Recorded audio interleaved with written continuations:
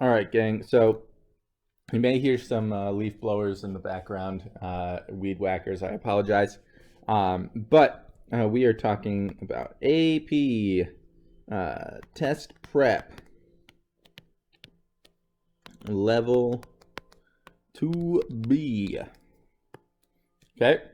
So last video talked about the types of bondings and what electronegativity has to do with those bondings, um, and how those bondings are determined, the cutoff for electronegativities. Now, today we are talking about intramolecular interactions. Okay, intramolecular means within the same molecule. Okay, so if we're talking about water here, it would be the interactions between the hydrogens and the oxygen. Okay, now a very important graph that you guys need to know is the graph of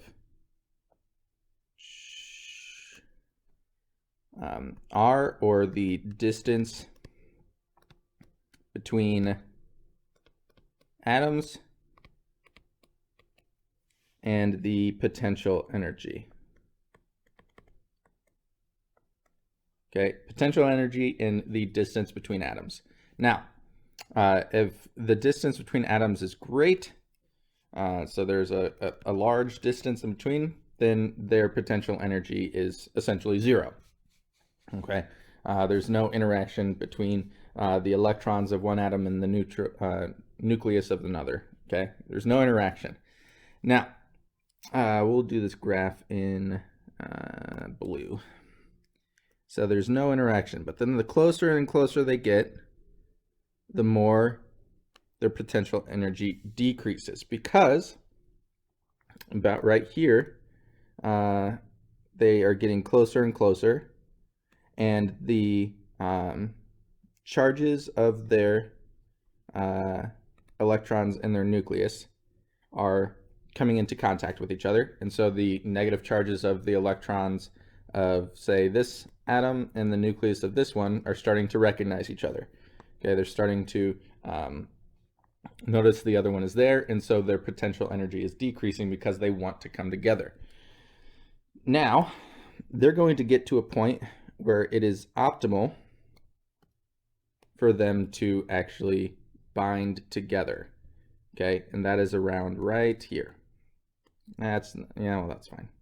Okay, right here is where it's the optimal distance for the electrons of each atom interacting with the nucleus of the other, and they are bonded. Then, if they get even closer together, what happens is their nuclei start to interact with each other. So the positive of this one and the, well, let me draw another one. We'll go up here. Up here is where they're so close that the positive of the left and the positive of the right are starting to interact. And so they're going to start repelling each other. And so their potential energy is going to skyrocket. Okay. This graph right here is the explanation for the majority of chemical bonding. Okay. The numbers like here and up here and like right here, they differ between atom to atom, but the general curve stays. Okay, this curve is the interaction of atoms with each other compared to distance. Okay, now if we look at this graph, we can see that this energy would be the, let me circle it in green so I can write it over here. It is the energy required to separate the atoms. Okay, so that difference in energy there is the energy required to separate the atoms from each other. Okay, not to split them apart into distances like this, that would require more energy, but just to separate the bond, to break that bond. Okay, now this distance, this r, changes between what type of bond is happening. Okay, the distance between the elements where bonding happens is dependent on a few things.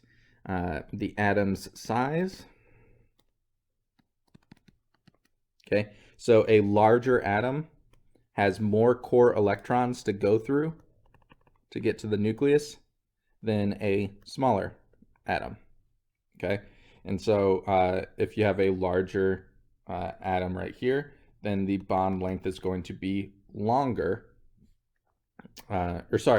shorter, to get to access of that of its nucleus. Okay, when you're dealing with two small ones, it's going to be a longer bond because they don't need to be as close to each other to acknowledge their own nucleus. Okay, as well as the bond order is what it's called, or just whether or not it's a single, double, or triple bond. Okay, so a single bond is longer than a double bond, which is longer than a triple bond. Okay, those triple bonds, there's more electrons being shared between the two elements, and so the atoms need to be closer together to be able to share that many electrons, and that the strength of those bonds is stronger than a single bond. Okay, so that's for covalent bond lengths.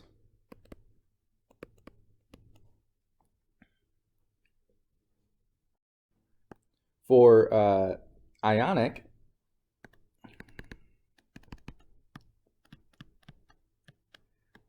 bonds, it depends on the atom size as well. I guess I should say ion size and ion charge. Okay, and both of these, can go into Coulomb's law. Okay, so if we remember, Coulomb's law is the charge of atom 1, or particle 1 times the charge of particle 2 over their radius squared. It's proportional to that. Okay, so the size would, the ion size would go into the radius. Okay, the smaller, we'll write this in red now, the smaller the ions, the stronger the bond. Okay, and then for ion charge, if there is an increased charge, so higher the charge, the stronger the bond. Okay, so something like, trying to think of, so sodium chloride would be a, let's say, would probably be a weaker bond than calcium oxide, okay? Because calcium has a comparable size. Well, let me check to make sure. scratch that. We're going to do magnesium oxide. There we go. So magnesium and sodium have comparable sizes. They're right next to each other on the periodic table. And so their ion size are practically the same. Oxygen is actually smaller than chlorine. And so it is a smaller ion than chlorine would be. And then the charges on both magnesium and oxygen are higher than the charge on sodium and chlorine. And so the stronger bond would be magnesium and oxygen here. Okay? And finally, we're going to talk about the structure of these ionic compounds and then the structure of alloys. So ionic compounds form lattices. Okay, 3D lattices. We'll throw that in there. 3D lattices that minimize repulsions and maximize attraction. Okay, not only that, but it is a repeating unit pattern. Okay, so say for sodium chloride, we have sodium and chloride. I can't remember. I think they are face-centered, no, body. I can't remember, but they're going to maximize the repulsion. Sorry, not maximize repulsion, maximize attraction and minimize repulsion. And so it would be something like that. And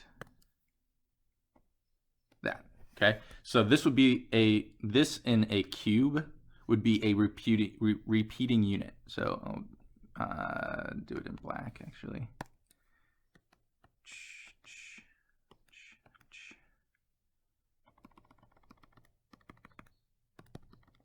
Okay, so this is just the color is just one face of that cube, and then the rest of the cube would follow that pattern, and that would be its repeating unit.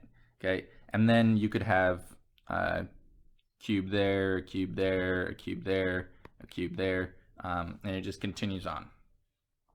Okay, that's what ions form, or ionic compounds form. They form 3D lattices that minimize repulsions, maximize attraction, and they are in a repeating unit pattern. For the AP test, you guys do not need to know what type of patterns there are, which makes things a lot easier. Okay, now alloys form two types of organizations, I guess. Okay. So remember, alloys are a mixture of a metal, either a mixture of metals, or in like the case of like titanium or steel, it's a mixture of iron and like carbon. If the elements are comparable in size, then what they are called are they're called mine's drawing a blank. Substitutional. There you go. Where the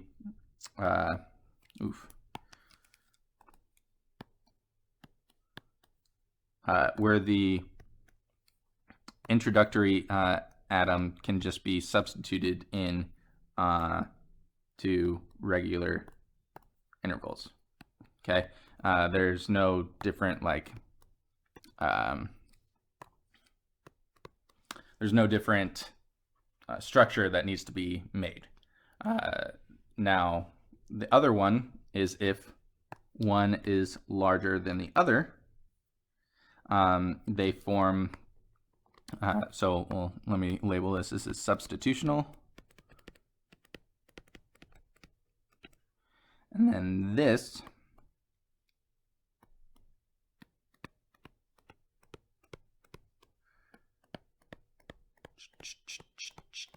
there we go.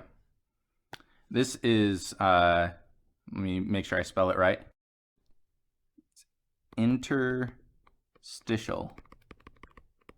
There we go. Interstitial, where you have your main component in black here, and then the addition fits into the little nooks and crannies of the originally made structure. And so it's not substituted in for one of the actual circles. It's just fit into the nooks and crannies. This is like the case for iron and carbon and steel. Okay, and that's it. Okay, that's it for this video. The graph here is important to memorize. Okay, it explains the types of bondings and the strengths of these bonds.